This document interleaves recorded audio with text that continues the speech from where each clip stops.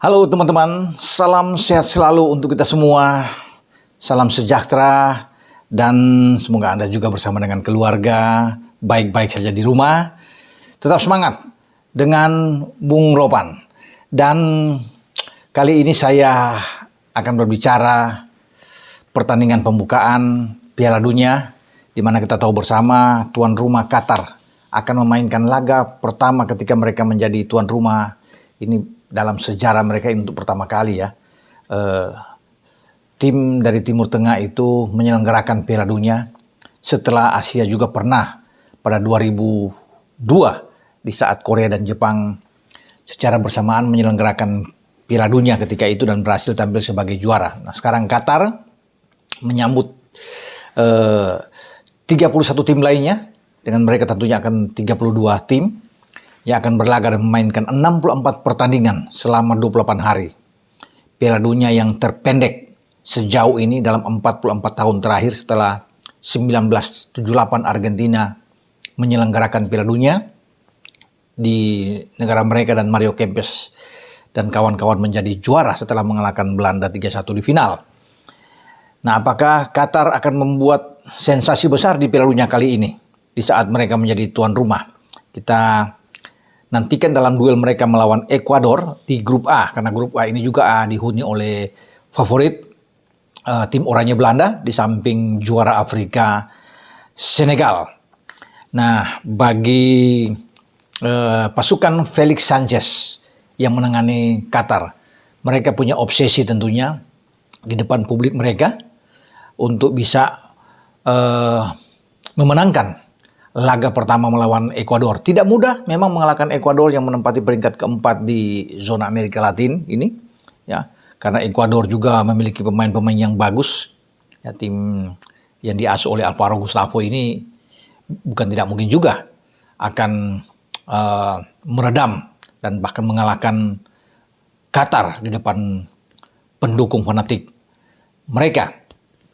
Qatar adalah juara Asia 2019 ketika mengalahkan Jepang di final dengan 3-1 di Uni Emirat Arab sebagai penyelenggara ketika itu, dan mereka sangat pesat sekali di bawah Felix Sanchez, pelatih asal Spanyol ini dalam 5 tahun terakhir. Grafiknya sangat oke.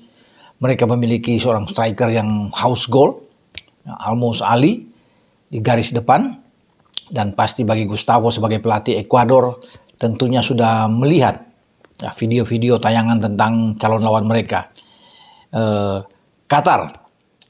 Dan untuk menyambut Piala Dunia ini, ACC, Astat Credit Companies, juga sudah menyiapkan berbagai giveaway kepada Anda, tentunya di dalam channel YouTube Bung Ropan, dan Anda tinggal menebak siapa yang akan memenangkan pertandingan, Qatar atau Ekuador, dalam pertandingan pembukaan malam ini jam 23.00 waktu Indonesia bagian Barat.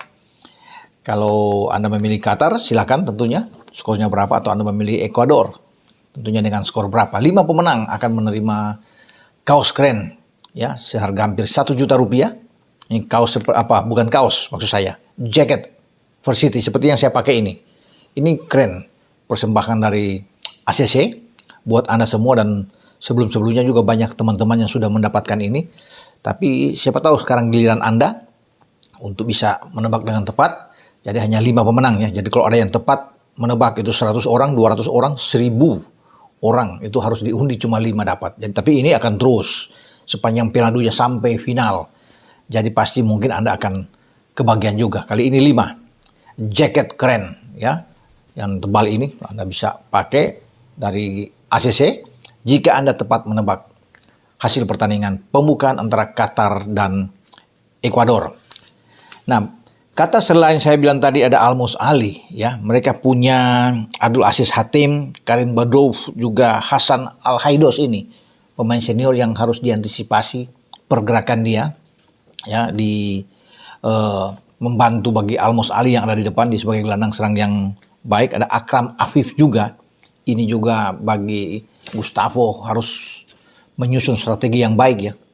Ekuador di garis belakang, karena Ekuador ini punya pemain-pemain yang bagus, ya, Pierre Hincapié yang bermain di Leverkusen juga, dan dia akan memimpin di jantung pertahanan, tapi harus berhati-hati karena Qatar punya pemain-pemain yang sangat cepat, terutama dengan pencetak gol terbanyak mereka sepanjang sejarah itu Almos Ali yang juga menjadi pencetak gol terbanyak ketika berlangsung Piala Asia di Uni Emirat Arab pada 2019 ketika mereka menjadi juara, dan ketika itu mereka hanya 1 kali kebobolan ketika mencetak lebih dari 16 gol, dan kebobolan itu satu-satunya melawan Jepang di final.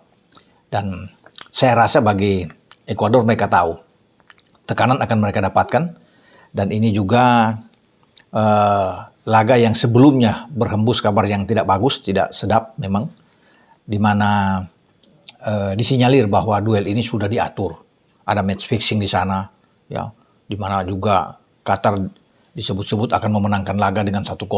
Ya, ini kan beredar luas di medsos, nah, tetapi sudah dibantah bahwa itu tidak benar, itu hoax, itu berita yang tidak boleh bisa mengganggu perhelatan besar Piala Dunia 4 tahunan ini yang berlangsung di Qatar. Jadi pertandingan yang tidak ada yang bisa mengatur karena FIFA sudah menggandeng FBI, ya, Biro Investigasi Federal, untuk bisa ditaruh di selama penyelenggaraan di Qatar ini untuk mengantisipasi potensi ya, terjadinya pengaturan skor.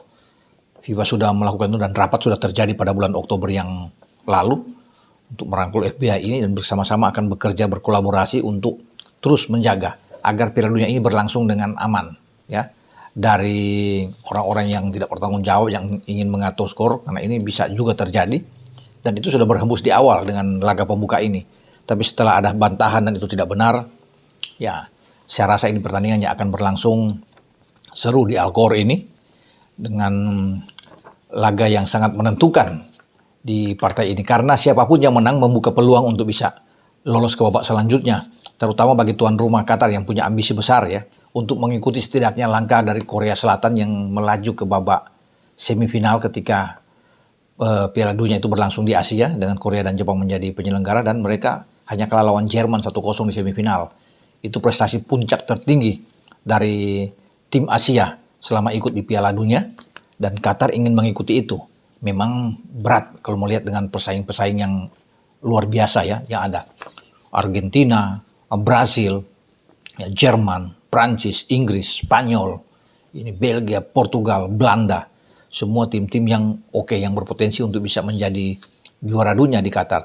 Namun saya pikir wajar sebagai tuan rumah, mereka punya ambisi untuk keluar dari fase grup, ya, untuk menciptakan sejarah pertama buat mereka, sampai bahkan mungkin mereka mengincar perempat final, bahkan sampai semifinal seperti Korsel.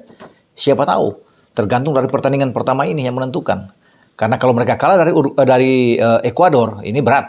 Pertandingan kedua lawan Senegal, juara Asia. Senegal walaupun tanpa Sadio Mane datang ke Qatar, mereka tetap menjadi tim yang kuat, ya, dan diperhitungkan, dan bukan tidak mungkin juga diunggulkan untuk mendampingi Belanda lolos ke babak 16 besar.